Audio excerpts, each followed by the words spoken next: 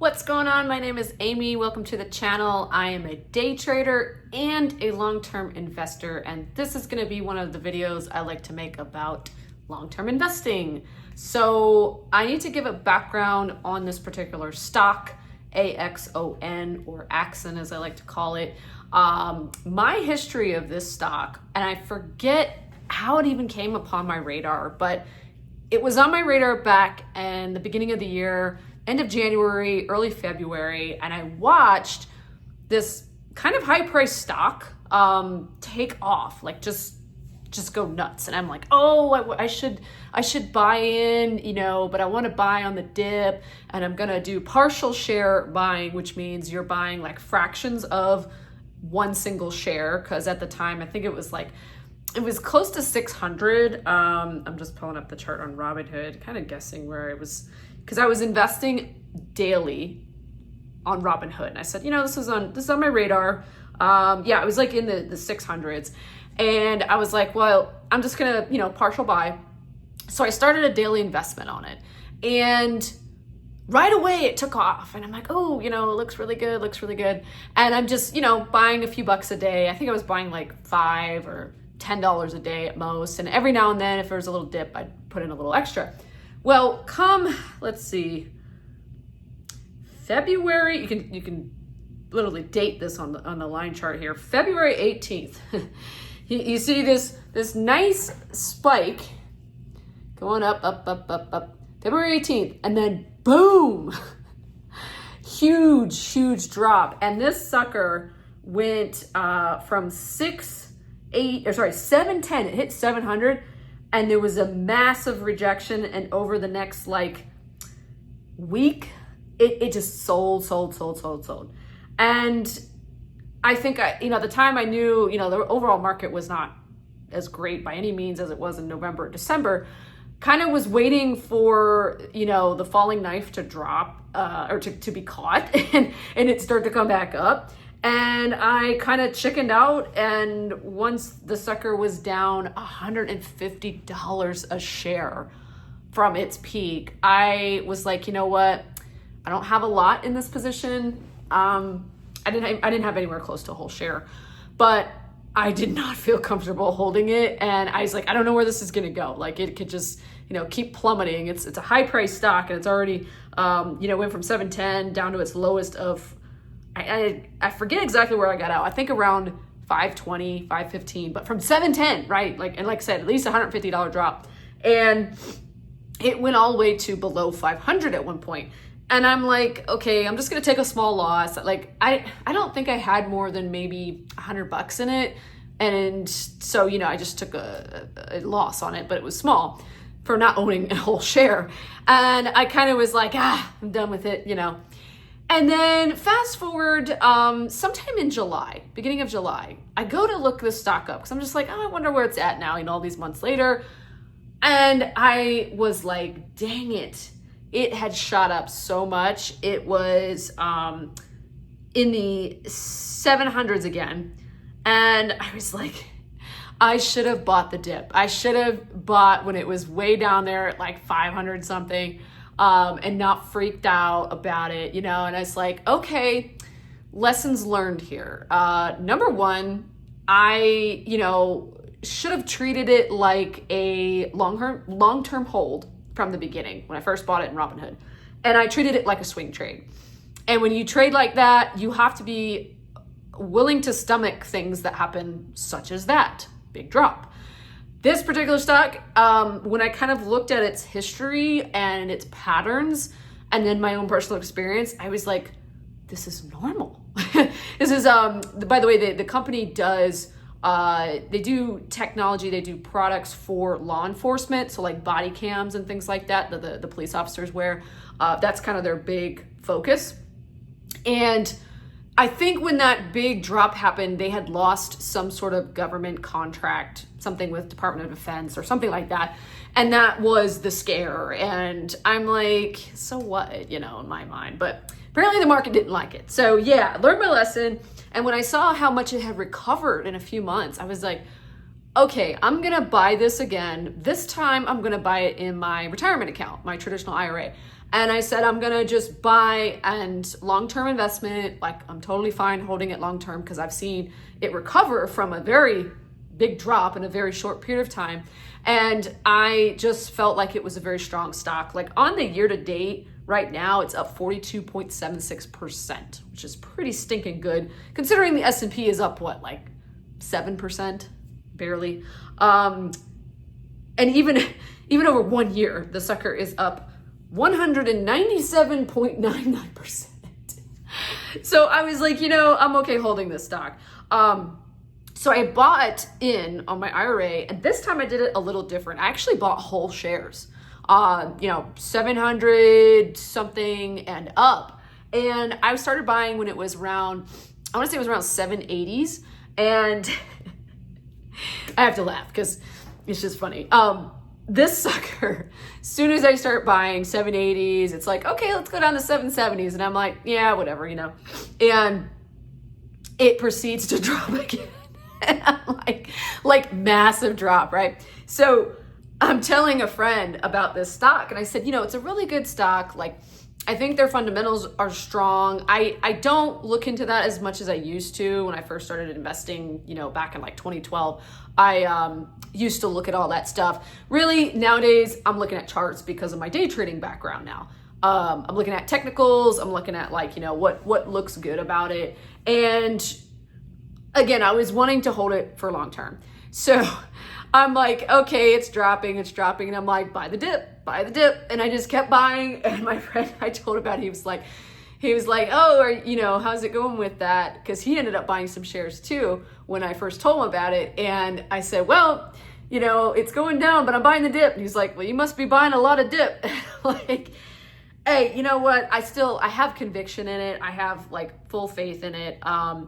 It dropped down at one point, I think the lowest price I got in. Now, when it kept dropping a lot, that's when I switched to partial shares. So I was like, okay, I have a bunch of whole shares and it's dropping from like 780s down to like 760, 50, 40s. And as it started getting down to like that kind of numbers, 730s and down to 690s, that's when I started to partial share because I was like, okay, I don't want to like chase it on its way down because I'm not exactly sure where the bounce is going to happen. I know there's going to be one, but I'm not going to chase it. And at that point I said, let me just not take on too big of a position. So what ended up happening was, it's accumulating, and it started to come back up 700s again. And I'm like, okay, whatever, at one point, when it hit again around 750s, I sold a little bit of it because I was profitable. And, in hindsight, that was mistake number one, was just selling for a very minimal profit. I think overall was, I made across several partial share buys and a couple of whole shares, which kind of annoyed me. I made like $40. And I'm like, I kind of just at that point, I wanted to minimize the position just a little because I felt like I had bought a little fast and I was accumulating like very quickly. I had plenty of cash in my IRA to do so, and I wasn't like all in on this one stock by any means, but I just felt like I got to get to my comfort level here. Okay. And so then I think at that point I'm holding a little over, it's like 6.5 shares. And again, this sucker's like $700 ish. And all of a sudden earnings get reported this week.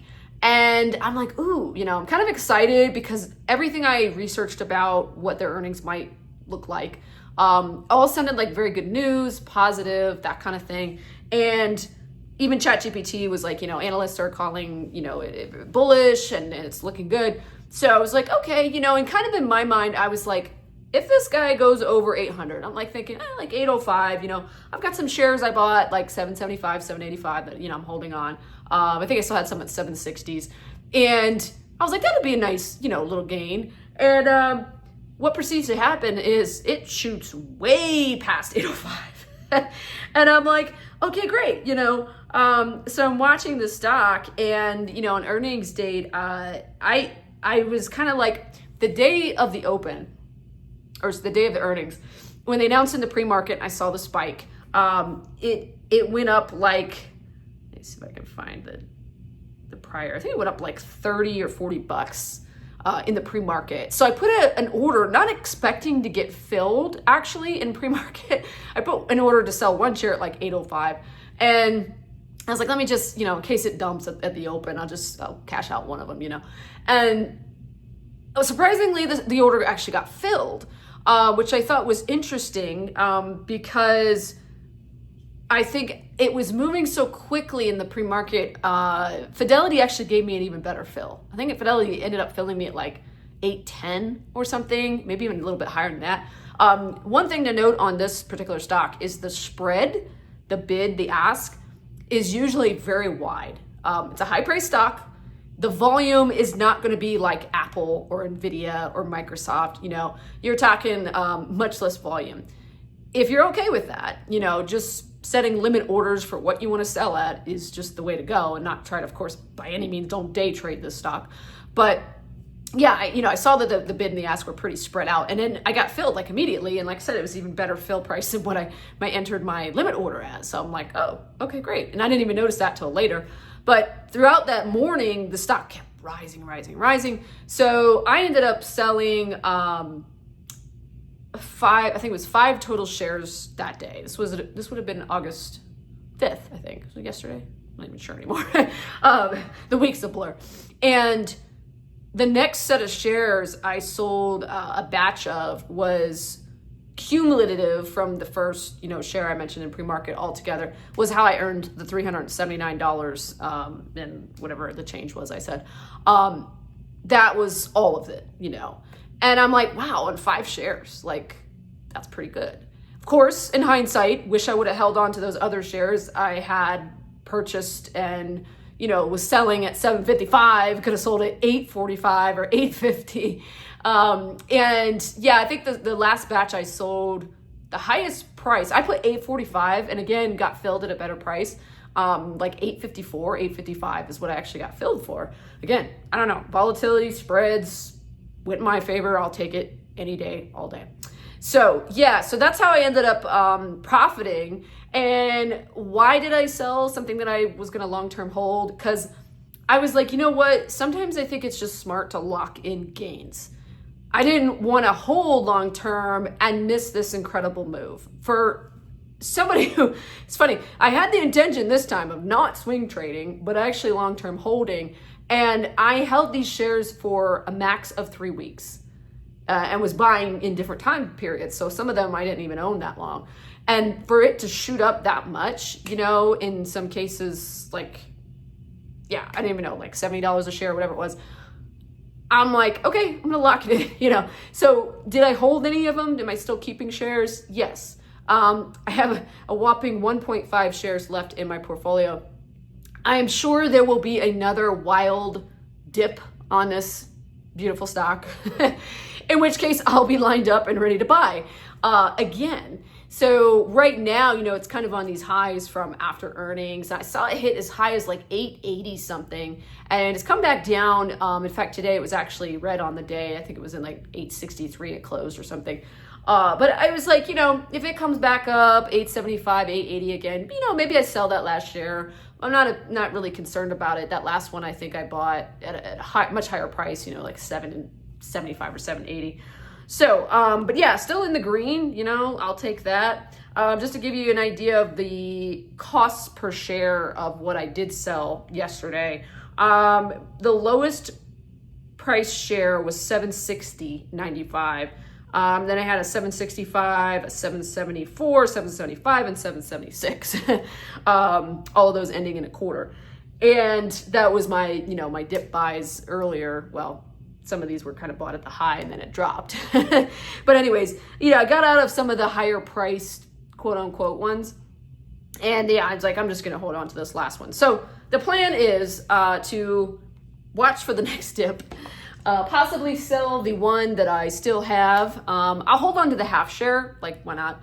But I might end up selling that one whole share, especially if we crack 900. I actually might put in a limit sell order, good to cancel, where it'll go, at any point during market hours, it'll go off automatically if it hits 900. Because it's totally possible with this sucker. It's had some crazy gains. I think I've seen months where it went up like $200 a share, $250. So for it to jump from a low of 690 something to maybe 900, you never know, right?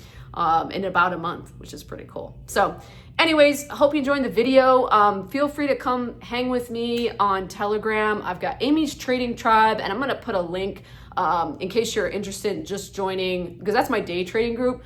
If you want to just join my investing tribe, I have that as well in a separate Telegram group. So you can come on down and join us in there. We're talking investments, sharing, income strategies. If you look back on the channel, I've got some videos about different investing ideas, my plans for early retirement, some things I'm working on. If you liked this kind of video, let me know. I'll share in the future, some of my buys, some of my, if I take a profit sometimes, and just, what I'm doing to kind of restructure my IRA, because I cashed out of all I held before December. Well, yeah, mid-December is when I started doing this, but prior to that, my entire IRA was invested in the S&P 500 via a mutual fund, which when I became a day trader, I was like, this sucks, because you can't trade it intraday. You have to wait, put in an order to sell, and whatever it closes at on the market is what you get filled for. So I was like, I don't like this, So I sold out little by little, especially as I saw the market dropping. There was this one big day in December where it plummeted, and I was like, oh, that's scary enough for me. I'm just gonna take my gains and get out, because I was up quite a bit because I'd held that mutual fund for like 9.5 years. So it was like, time to lock it down, and I just moved everything to cash. And I said, you know what, I'm gonna buy back into the market, but I'm gonna buy back at a very, steady, slow, methodical pace. Because of my interest, again, in the stock market with day trading, I really wanted to take my time to do the research, to look at the charts, to look at, what do I want to invest in? I want some different things. I don't want to be just in the S&P 500. One of the smartest things I did this past year, and I talked about it on the prior video, go back and look at the one before this one, was my $8 a day challenge, the S&P versus the NASDAQ. And so I invested in VOO and VGT. So I'm invested in that small account, which is just a small cash account. And then I'm invested in those ETFs as well in my IRA. And NASDAQ is killing it, as you know. And I was just smart enough to do my research and all that kind of thing in hindsight, and realized that if I was all in on the S&P, maybe you get some gains, maybe you make 5 to 8% a year. But if you invest some in the NASDAQ and it does good, you might be up significantly more, like this gal. So just a heads up on that. And I'm nowhere even near fully invested. I still have, sounds like I'm sitting on a pile of cash, over here in my IRA, because some of the things I've bought, I've sold and taken profits, or I've gotten out of things that I bought and maybe didn't want to hold, or decided against some riskier investment, whatever it might be. I was like trying to reinvest, and now I'm mostly kind of putting my energies into VOO and VGT, especially VGT, which is the NASDAQ 100 top stocks. And I'll say this too, I also did research, and I mentioned this, I think, on the prior video. I did research comparing QQQ and VGT. There's a huge difference because QQQ, they are an ETF that tracks the NASDAQ, yes, but it's a big basket of stocks, like the whole index. And the VGT one only tracks the top 100. So you're getting a different mixed bag and a more concentrated one. And if you look back 3 years and 5 years, you will see a noticeable difference in performance between holding those two. Also, nice little perk is that it's actually cheaper to hold VGT. The expense ratio is very minimal, like 0.25% versus QQQ, I want to say is like 0.5 or 0.7, somewhere in that range. It's definitely more. Things to consider, just reasons why I chose those two ETFs. But anyways, take care. Come join me in the investing tribe or the trading tribe or both. Link down below. I'll see you on the next one.